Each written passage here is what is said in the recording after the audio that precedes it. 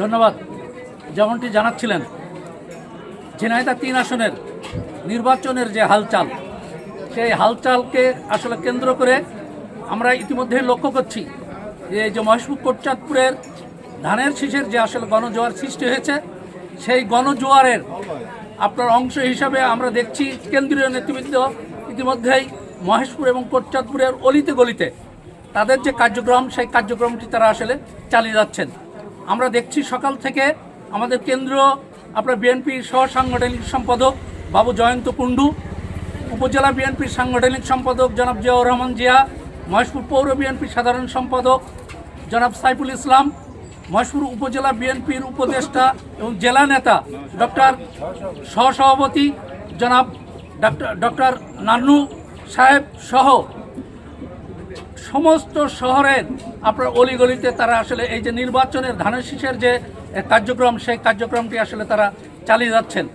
আমরা কেন্দ্রীয় বিএনপি সহ সাংগঠনিক সম্পাদক বাবু জয়ন্ত কুণ্ডু এই মহেশপুর এবং কোটচাঁদপুরের আসন নিয়ে এবং ধানের শীষের প্রার্থী যারা মেহেদী হাসান রনির বর্তমান কি অবস্থা এবং বিএনপি রাষ্ট্রীয় ক্ষমতায় গেলে এই ঝিনাইদহ জেলাকে আসলে আধুনিক কি পরিকল্পনা নিয়ে বিএনপি এগোচ্ছে, আমরা সেই বিষয়ে আপনার জানতে চাবো সহ সাংগঠনিক সম্পাদক বাবু জয়ন্ত কুমার কুণ্ডুর কাছ থেকে।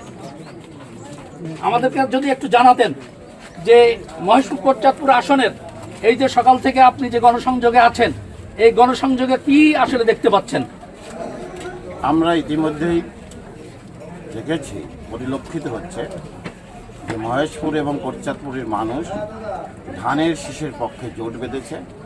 আগামী 12 তারিখের সংসদ নির্বাচনে মহেশপুর এবং কোটচাঁদপুরে ধানের শীষের প্রার্থী মেহেদী হাসান রনিকে জয়যুক্ত করবে। এখানে ধানের শীষের পক্ষে এক কথায় গণজোয়ার সৃষ্টি হয়েছে। আমাদের এই ঝিনাইদহ জেলার আপনার 4টে যে আসন আছে, এই আসন নিয়ে আসলে আপনাদের ভাবনা কি? আমরা সকলেই জানি যে আগাগোড়ায় ঝিনাইদহ জেলা হচ্ছে শহীদ প্রেসিডেন্ট জিয়াউর রহমানের আদর্শের একটি ঘাঁটি। বেগম খালেদা জিয়ার নেতৃত্বে আমরা অতীতে দেখেছি যে ঝিনাইদহ জেলার 4টি আসন বিএনপি জয়যুক্ত হয়েছে। তারই ধারাবাহিকতায় এবারও আমাদের প্রিয় নেতা তারেক রহমানের নেতৃত্বে ঝিনাইদহ জেলার সবকটি আসনে ধানের শীষের প্রার্থীরা জয়যুক্ত হয়। আচ্ছা, এই যে মহেশপুর কোটচাঁদপুর আপনি যে ঘুরছেন, তাতে এই যে তরুণ যে নেতৃত্ব মেহেদী হাসান রনির, তার বর্তমান আসলে অবস্থা কি আসলে বুঝছেন সাধারণ মানুষের কাছ থেকে? আসলে মানুষ তো তরুণ নেতৃত্বের প্রতি আকৃষ্ট বেশি হয়, এটাই স্বাভাবিক।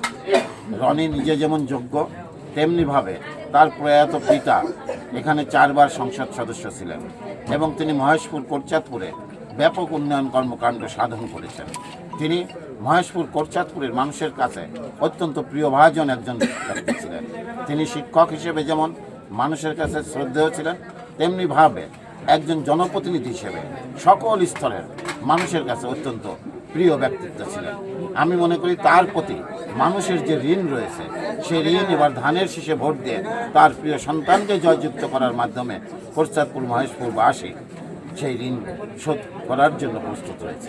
আমাদের এই কেন্দ্রীয় সহ সাংগঠনিক সম্পাদক যারা মেহেদী হাসান রনি এবং মহেশপুর কোটচাঁদপুরের আপনারা সবাই জানেন যে নারী এবং পুরুষ ভোটার সমান সমান, এবং ধানের শীষের আপনার পক্ষে তাদের যে আসলে বক্তব্য যে গণজোয়ার যে সৃষ্টি, সেটি আসলে ইতিমধ্যে শুরু হয়ে গেছে এই মহেশপুর কোটচাঁদপুরে।